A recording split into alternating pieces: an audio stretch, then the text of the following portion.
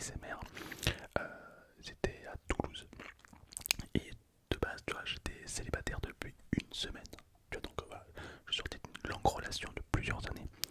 Et je me suis dit, mais tu sais quoi, je vais rencontrer une nouvelle fille et tout. Et là, j'ai discuté avec Aldéane par téléphone.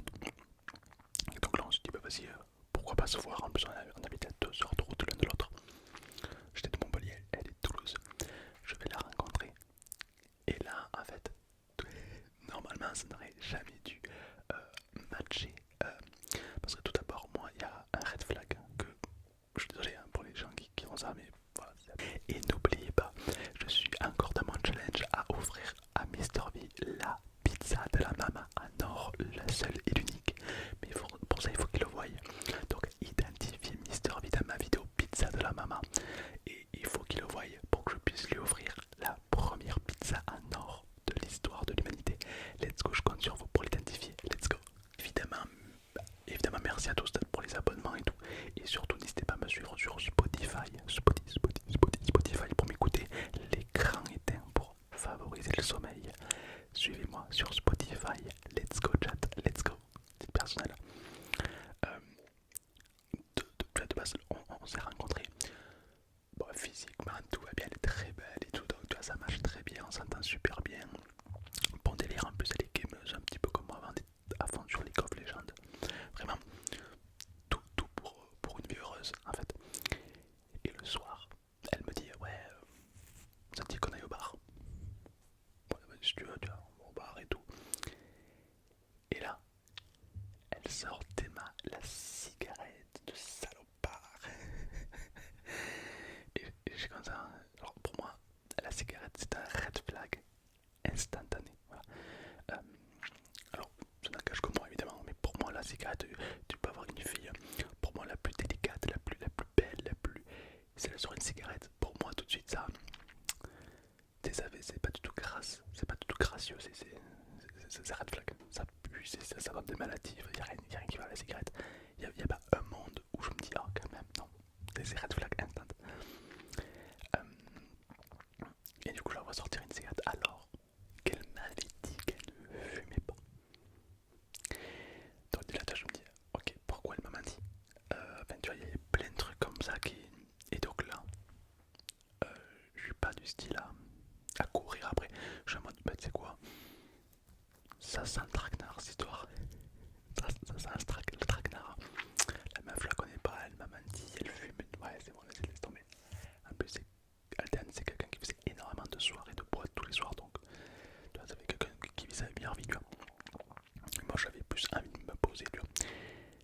Et je suis en mode, bon, vas-y, alors tu sais quoi, je sors comme dans n'importe quelle situation.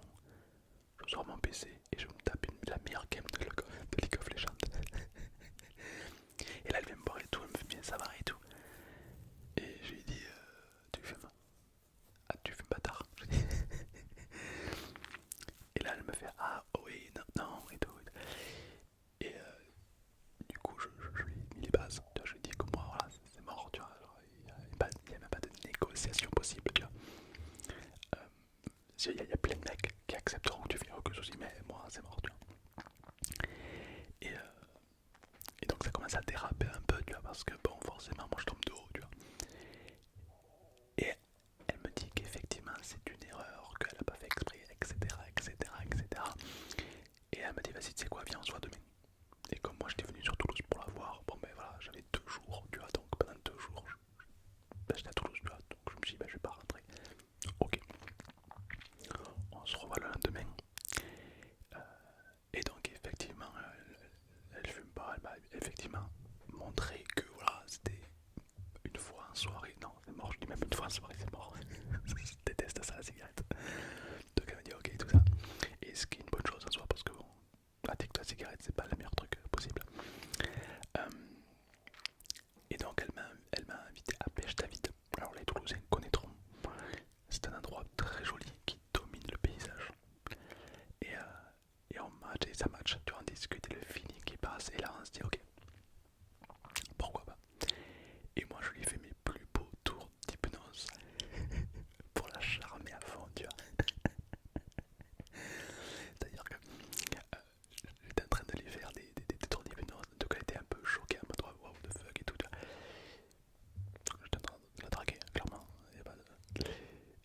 ça a marché, effectivement ça a marché, donc voilà, bon feeling et tout, sauf qu'on ne s'était toujours pas embrassé. Voilà. J'attendais un signe de sa part, tu vois, je me suis dit, je vais pas, voilà, tu vois, je vais pas l'embrasser, non, non, j'attends toujours un signe, tu vois, normal, tu vois. Et, et ok, bien on rentre, parce que du coup mon train il arrive, tu vois, et donc je dois rentrer chez moi, tu vois. Et bon, on est dans le métro, tu vois, dans le métro toulousain, il n'y avait que nous. Et là, je me dis, tu sais quoi, vas-y, je tente le tout pour le tout. Je me dis, allez, on a qu'une vie. Je suis pas venu à Toulouse pour rien, on a passé un très bon moment, elle et moi, allez, machallah, je lui dis. Et là, à ce moment, elle met sa main sur ma cuisse. Voilà, je me dis, vas-y, go, go, go, go. Et donc là, je l'ai embrassé dans le métro, le jaune, c'est le métro jaune de Toulouse. Je l'ai embrassé là pour la première fois. Et c'est là où, ben voilà, on a commencé à être ensemble, en fait. Et du coup, juste avant de partir, tac. Week-end d'après, on se voit.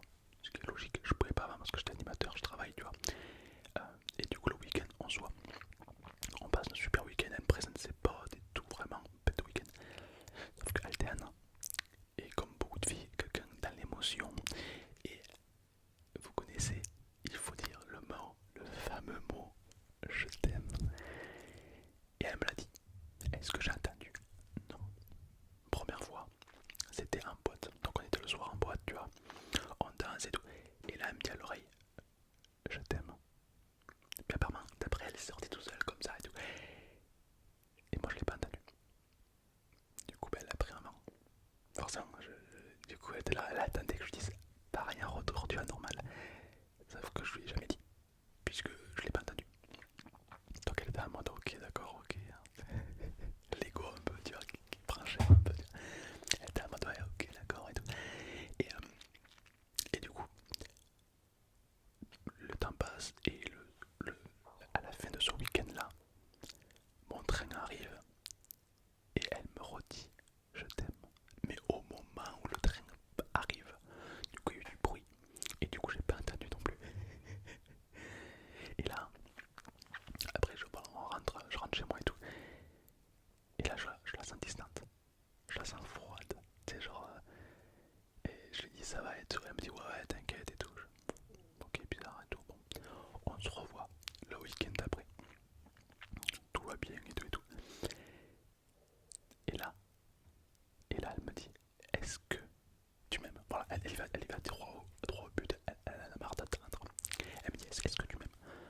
Moi je suis bah, ouais oui et tout. Elle me dit ah, parce que tu me l'as jamais dit. Je suis bah ouais tranquille. Et après là elle m'a avoué qu'effectivement elle me l'a dit plusieurs fois et que je l'ai toujours mis un gros vent. Mais attention, un gros vent involontaire. C'est un vent, voilà. Et, et, et au final maintenant ça fait 7 ans que je suis avec Alten. Depuis évidemment on a aménagé ensemble. On a aménagé ensemble ouais plutôt rapidement. On a aménagé ensemble au bout de 4 mois. Voilà. Déjà parce que c'était très long, c'était un peu relou de vivre à distance. Je sais pas si des couples à distance, chat. Et c'est vrai que être en couple à distance, c'est vite long. Tu vois, genre tu vois que voilà, la personne à qui tu penses à 24, tu la vois que 2 jours ou un jour dans la semaine. C'est trop compliqué, tu vois. Donc voilà, on a décidé de prendre la décision de vivre ensemble. Et c'est vraiment banqueur. C'est après que j'ai appris que Altan était une psychopathe. Non, le story time drama qui part en scène d'horreur, tu sais. C'est à ce moment-là que j'ai appris qu'Alten s'appelait Roberto et qu'elle décimait ses cadavres. Le mec, ça part en couille totale, tu sais. Non, évidemment, c'est à ce moment-là que j'ai appris qu'il y a beaucoup de gens qui avaient peur de vivre avec leur, leur, leur crush, tu vois. Parce que soi-disant, machin et tout. Et bien moi je trouve, à titre personnel, je trouve que vivre H24 avec la personne que tu aimes, c'est là où tu vas vraiment si c'est une vraie relation ou pas. Car j'ai appris, alors des fois j'ai allé voir des amis à mes amis à maison de retraite, et ils m'ont appris un truc de fou. Ils m'ont dit que souvent les gens, bon ils étaient en couple tu vois, et qu'une fois arrivés à la retraite, ils se séparaient. Moi je dis mais pourquoi? Mais parce que comme les deux ils ont du temps de libre, ils passent leur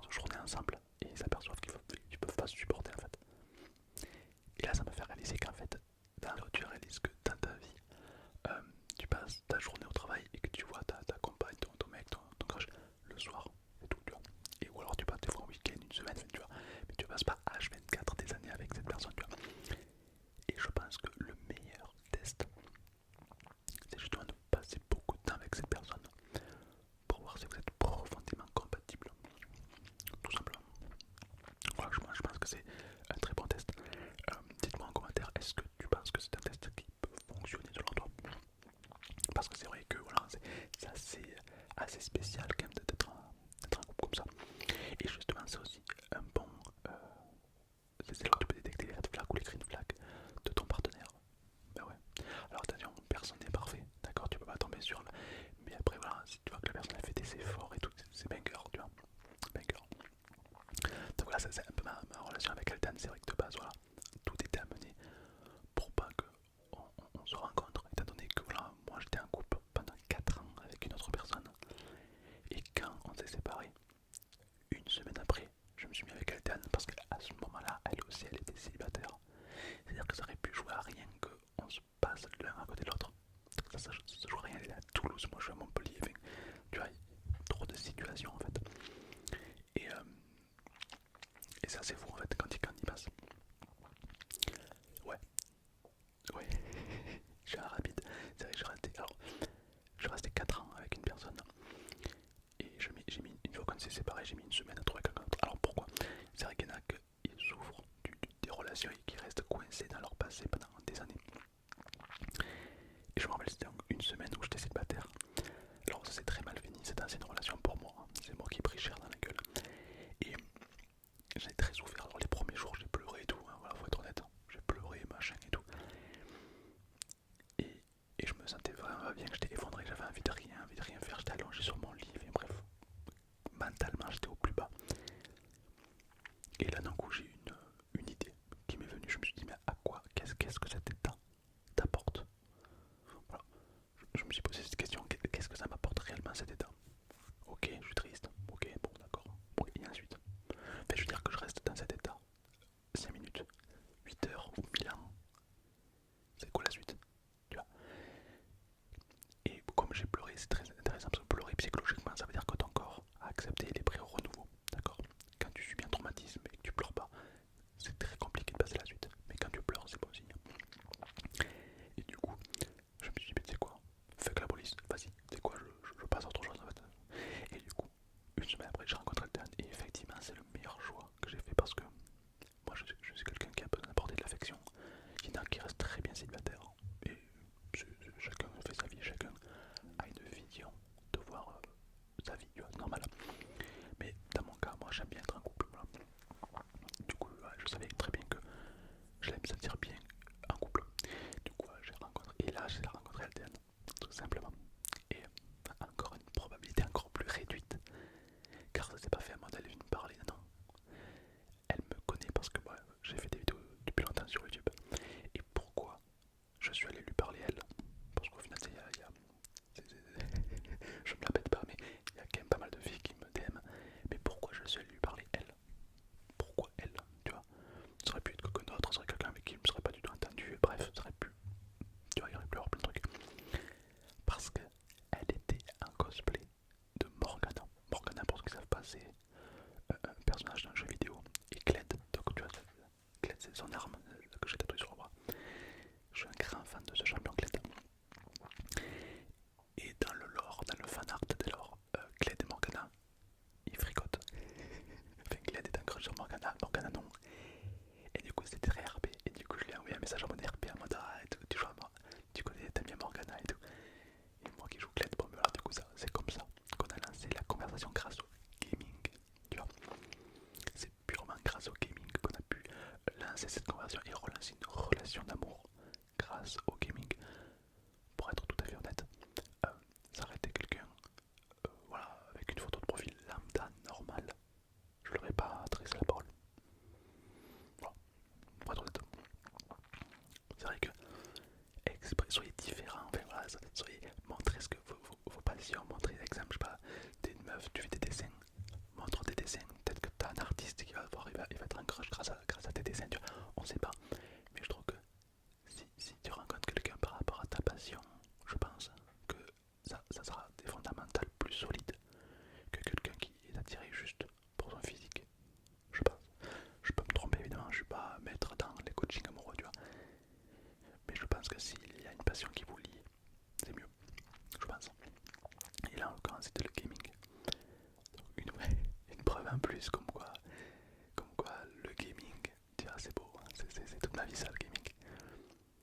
je sais, il y a des boomers qui pensent que ça rend violent. Non mais faut arrêter avec eux. Ouais.